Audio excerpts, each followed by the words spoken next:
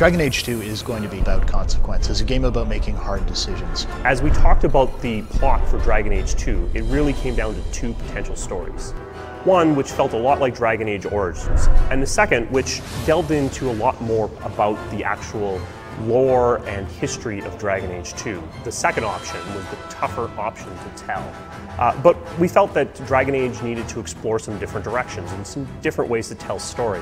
Hawke, the man or woman that the player steps into the shoes of, is a refugee, someone who escaped the Blight and spawned a legend. Hawke is going to be a different character based on the actual dialogue options you pick. And that was a lot of fun, trying to come up with the good guy character who's going to sacrifice himself to do the right thing for others, and the much more aggressive, I'm going to, do whatever it takes kind of character. And of course it wouldn't be Dragon Age without the snarky, sarcastic humor. She fills her days making poisons and cake. Tell me you didn't try the cake.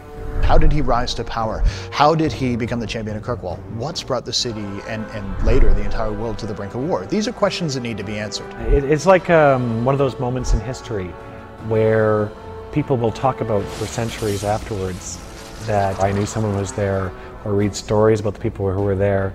So the player gets to be there at that pivotal moment.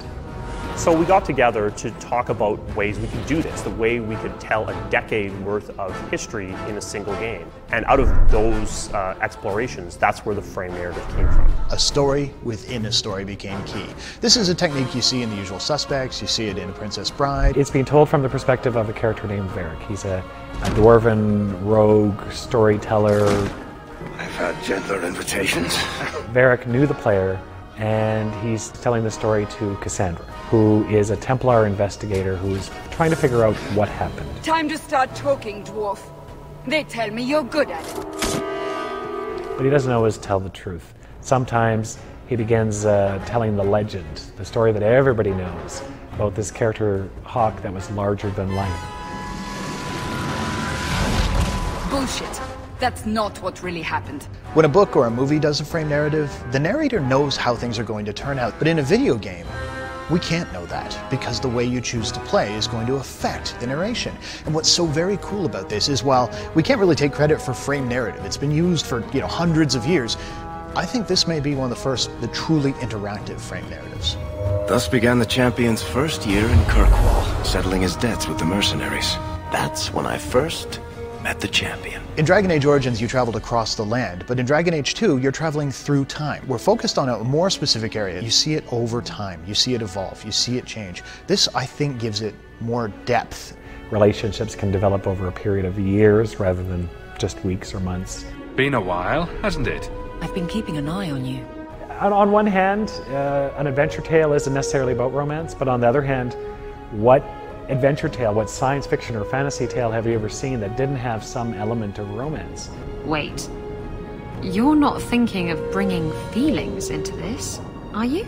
And we were able to take them in some pretty wildly different directions, from virginal girl next door to crazy up against the wall, let's have it on right here. And one angle that we haven't really targeted before is the sense of family. The sense that Hawke is not some character who just washed up on a beach with no history, nothing to back him up.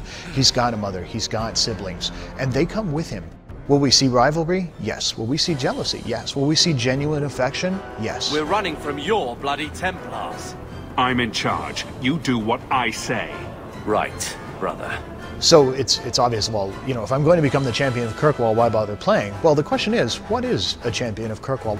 Is there a political significance? Do I command an army? Have I got some sort of superpower that no one's told me about? And in a lot of ways, how you choose to play will help define that. It would have been very easy for us after Origins to sit on our laurels and just do what was already successful and not try anything new. But I think the thing that Bioware does that's great is we're always interested in evolution.